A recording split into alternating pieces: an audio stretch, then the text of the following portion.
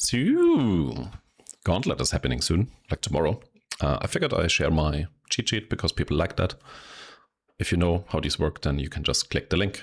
That's it. There will not be any useful information, I guess. If you have never used them, there's a lot of tabs down here. This is an overview page. This is for a Berserker Earthshatter Slammer. It's essentially just Ben's POB in a little bit of a different form.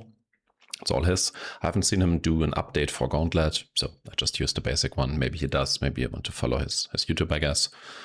What this is, you go down here and then you have for leveling, typically you have a regex on the top left. You have all the skill tree, like where to go for Act 1 and 2.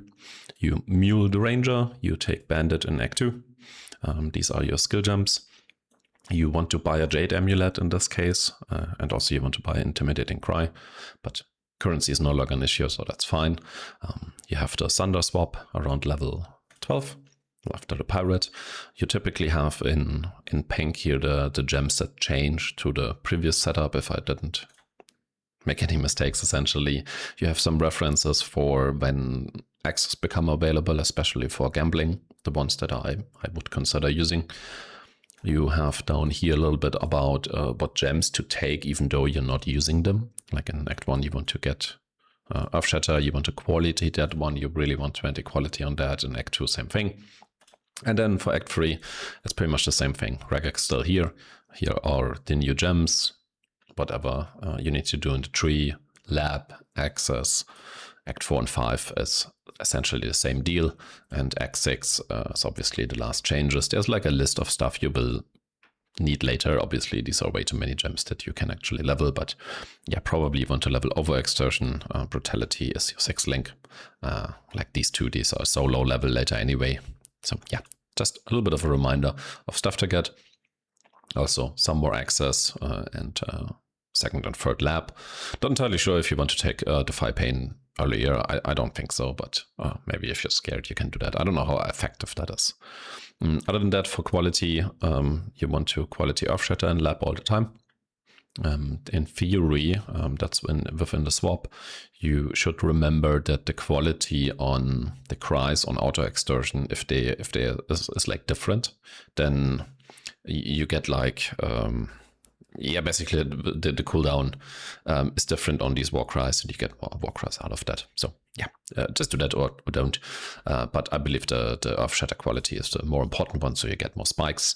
Also, that little detail here, based on how Ben's POB is laid out, you should be absolutely fine with int and dexterity if you have a 24 implicit dex and int Turkish amulet.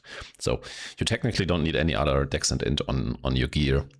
And obviously there are changes, like very early you take this and you can respec that later by getting some more additional points. But technically, if you can get a 24, you can bless orb one to 24, then you should not need any other yeah, dex or int on your gear, but you know, yeah, it's gonna work out. So yeah, that's basically the sheet. Other than that, I put like a video here, like a pretty old one of mine that talks a little bit about getting to Thunder, because people have issues even getting to level 12. It's probably one of the hardest parts. So yeah, there's some different progression things here. Also, one thing I really want to point out, since you're still here, using shield charge for damage and stuff, especially with the level 4 or 5 shields, is really good.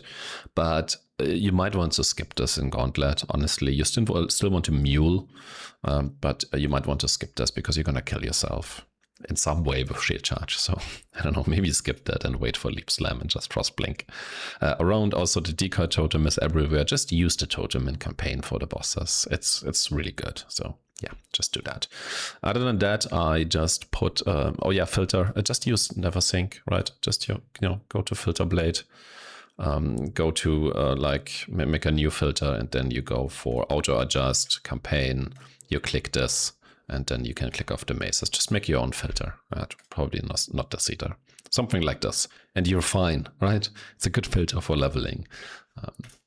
Don't get stressed out about that. Other than that, I put an atlas tree here. Just a reminder, in general, you really want to unless you know what you're doing, obviously, but you just stay away from betrayal. If there's betrayal in the map, just leave. It's fine. You're not gonna die. Like, this is about getting to 90 or something. Stay away from that ritual. Just don't. I even block it on the tree, so you don't die to random flower, chaos damage, expedition, kind of the same deal. It's really dangerous. You don't need that anymore. You don't need 2 gen for basic currency. Delirium, you just randomly go too far away from the mirror and you die. There's no need to do these just for like basic leveling. So I might made like a rather safe tree, I guess. So the entire idea of this one is to get breach.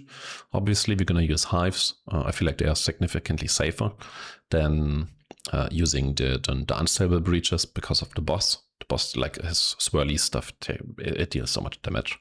It might just kill you. So I guess hives is the play. I also didn't take this one here. You can obviously provisioning womb gifts is the idea. You don't need any uniques or anything, so you just need gear, right? From the tree. You talk to the tree, you get gear. That's pretty much it. Harvest, somewhat dangerous, I would say, but you probably still want the loot from that. I guess maybe you don't do crop rotation. You can decide on that, however you want to do that. But yeah, that's the 2 mechanics it's like the only 2 mechanics you really need, I feel like, to achieve anything. Other than that, I'm rushing Nico, right? I just go here to Nico. It's not that ideal with Mirage, but I don't know if they patched it or not, but whatever. Just get Nico. Its extra survivability is really good after you have the Nico node, and I'm immediately blocking Ritual, basically. This is like map, 5 or so. Just block it so you don't die. And then I'm rushing Unwavering. You can either go this like long path, or you can try to take a little bit of a shortcut here and then respec this later. But yeah, Harvest, Breach, and then I added some stuff like some shrines and some boxes just to have stuff in your map. You're obviously free to do whatever you want. You can take other stuff. You can take altars. Yeah. Also, I'm not taking Betrayal. So yeah, people don't die to that. So that should be a pretty easy one. It's also minimizing the map effect stuff. Like, for example, here, this would be pretty typical, right? But yeah, map effect is probably not ideal. So just do that, and you should be getting to 90. If you want to play Earthshatter, you can also play something different, obviously, like Slayer or, I don't know, Totems, KB, something like that. Okay, cool. Good luck in Gauntlet. I hope you enjoy. Bye-bye.